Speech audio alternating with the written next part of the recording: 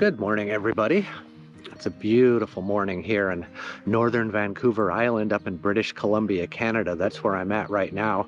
And this is such a pleasant place to wake up this morning. And I wasn't planning on camping last night. I thought I would treat myself to a hotel or a motel, but they were all full. There are a lot of people up here traveling around. It's the middle of summer, it's vacation time, and so we have tourists up here and people taking fishing boats out and things like that. It's a little bit busy for a small town up here on the northern part of the island. But that's where I woke up. I'm at the campground here. It's been a beautiful morning. I just made a cup of coffee and just hanging out here in the peacefulness of this place. And I'm looking at the map and making a plan on where I might want to go today. And so today's plan is to ride from Port McNeill, where I'm at now, over to a tiny little old logging town called Holberg. My agenda is to ride around and explore northern Vancouver Island and camp out for the next couple of nights along the way. Hoping to show you some of the great roads, find some cool, interesting places and things to check out.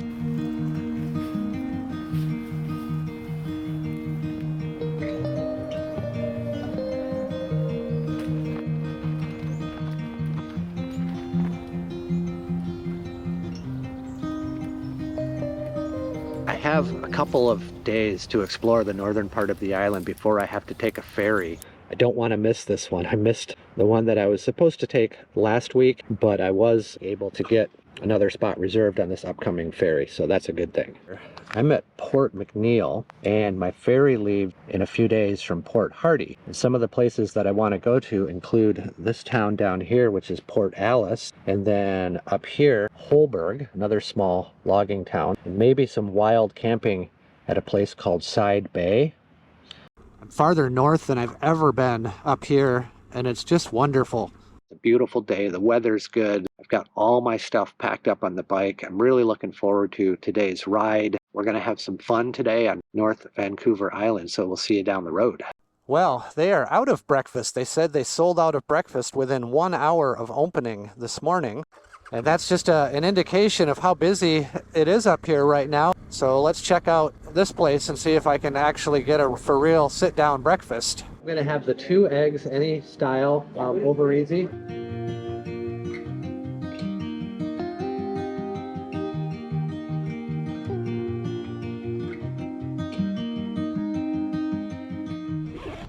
So where are you coming from?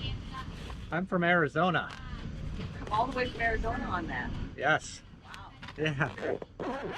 How's it going? Pretty good. You know, we've got beautiful weather. I'm in a beautiful place. Have a little freedom, and I've mostly got everything I need. I'm doing okay. Have you had time to stop? A night or two, and then, you know, some days I just take a whole day off. But, you know, also it's a lot of movement and travel. But fortunately, I can sort of get off the beaten track, so I can go a little further, a little more remote, where there's less crowds and people, and you know, searching for that solitude. But that's not always easy to find either these days. Everyone wants to be out there in those places. Yeah. Well, you found the place now, though. I found the place now? Oh, man. You come with me on my boat. It's like snow on a ride. Oh, I bet. Yeah, out on the water. Oh, but you can find it around here where not many people. Well, that's my plan. I'm going to go from here up to Holberg and Port Alice, and then out to Side Bay and Goodings Cove. And did you go around Zabalas? I came from beyond Was yesterday by Gold River and Tassis. That's why I do recommend it. It's okay. Not far from here, only 40 clicks. Yeah. You know, everybody has an opinion when you're out traveling on a motorcycle on a long ride and you come through their town. They really want to be helpful and give you their suggestions about what to see and where to go, but you have to take it with a grain of salt. If you tried to follow everybody's directions of where to go and what to see, it just probably wouldn't always work out because they don't necessarily understand your reality. As a motorcyclist, I do always try to listen and be respectful to their opinions because they're telling me something about their love and knowledge of the place where they live. So here I go. I see a dirt road up ahead. That's a good sign. And I'm carrying on this portion of that route called the North Island 1000. It's going to be fun filming today's episode with a late start. Trying to do an episode a day. that has been a real commitment. And because I don't really edit these episodes as I go, a challenge about it is that I don't really get to process my experience and my footage of the journey. It all has to wait until I get home, and then I unpack everything all at once and try to tell the stories. And so I don't get to see the mistakes that I'm making along the way or the evolution of the story, other than, you know, what I can recall for now, and film it and shoot it, put it in the can, and wait till I get home to open it up. You can see how dusty it is on these roads by the color of the vegetation on the side of the road. This is the kind of dust that just collects on all the branches here on the side of the road, and it gives everything this kind of silvery gray patina. Doesn't really look good. It's not good for photos or video. You know, if you do ride on these types of roads up here on the island, you really have to be prepared. Vehicles that pass in the other direction are like this one ahead of me that's kicking up a bunch of dust, making it difficult to see if there's any potholes or things like that. Oh, this is quite ominous. Be prepared for the unexpected. Look at that car with a tree on top of it. What does that mean? That we should look out for trees that might fall on us on the road? The car windows, the roof. Stupid should hurt. Watch out for soft shoulders, blind corners, steep grades, graders, loaded log trucks, and heavy equipment. Good luck. Industry and commerce, Vancouver Island. It just keeps chugging along. Look at that dust. That's what I was riding behind earlier. They have all these signs on this road. It tells you what year these forests were cut down, and so you can see how much or how little they've grown. This one, for example, 1957, and this is what we have compared to the big remaining old growth forests on the island.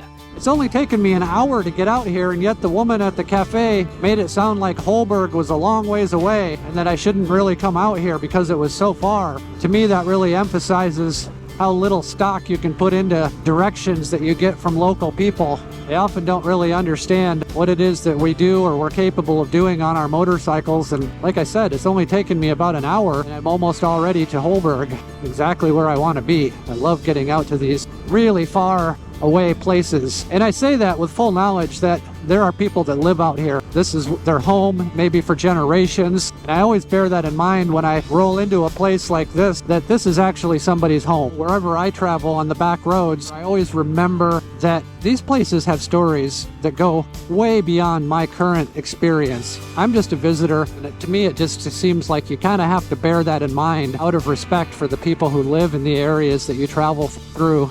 But here we are in Holberg. A couple of big logging trucks parked right at the town entrance, a little fuel depot, active work area.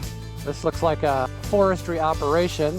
Is there a downtown? I'm thinking that perhaps this is really kind of all there is to Holberg. It's a view of the inlet and the end of the water up here at the head of this inlet. So I'm up here on this inlet, way the heck up in the northwest part of Vancouver Island. I've been riding this North Island 1000, which whoever put that route together, thanks a lot for doing that. And the cool thing about this as a destination, whether you're riding the North Island 1000 or whether you're just an adventure motorcyclist that likes getting off the beaten track, and put this on your bucket list, because the most remote pub on Vancouver Island is out here. It's called the Scarlet Ibis. This is the entrance to the pub here, and it's a giant wood pile. This is the furthest point of this Vancouver North Island 1000, way up on the top of the corner of Vancouver Island. I'm here in the middle of the afternoon, but I couldn't resist going in there and getting a cold pint of lager. And I say lager, not lager, because that's what it is. It's their special brew that's brewed only for this brewery, and it's a lager, not a lager. If you can check any of the following, this is the best beer for you today. I put in a good day's work. I had a great hike on the North Island. I stopped to smell the pines. I woke up this morning. I've done at least a couple of those, so this is the perfect beer for me. This pub was for sale a couple of years ago, and a group of 12 motorcyclists came up here. They bought it, and so now they really do truly cater to off-road adventure motorcyclists. If you're up here riding around northern Vancouver Island, you definitely want to come to the Scarlet Ibis pub. Put it on your bucket list. It's a great destination, the Scarlet Ibis pub, way up here in Holberg, Vancouver Island. Just get your supplies well before you get to here, because there's really not much out here. This is definitely a more remote part of the island up here, and I love it. I love that fact, but you do have to be aware of things like you know, how are you going to survive? Your lodging, your accommodations, your food, things like that, because services are definitely limited. All right, leaving the Scarlet Ibis pub. What a cool place. Ooh, look at the size of this tree. Here's an example of a really giant old tree. Big, beautiful, still in the ground. It's wow. You see these signs everywhere that say you are entering an active work area, because logging is still a big part of the economy up here. It's not probably what it once was. It's still happening. It's still going on. And this is, you know, an operation over here.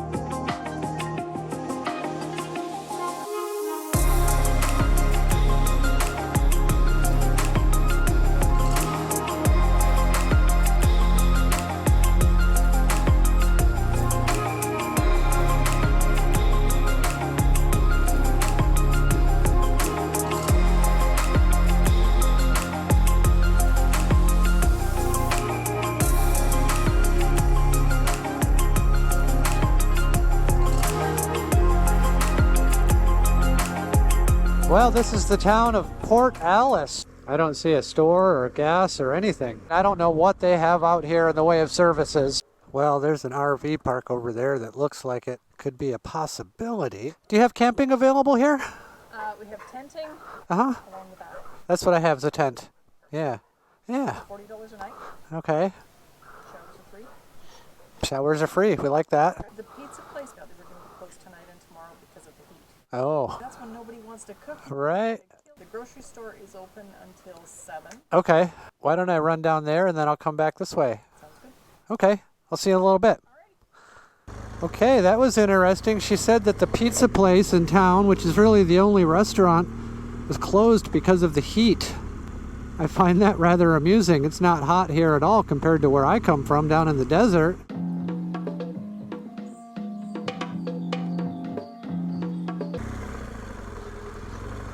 I was able to pick up some spicy crab roll sushi and some smoked cheese, an apple, and some sea salt chips. So that's what's going to be for dinner tonight. Right now, I just need to get some food in me and get my camp set up and probably call it an early night.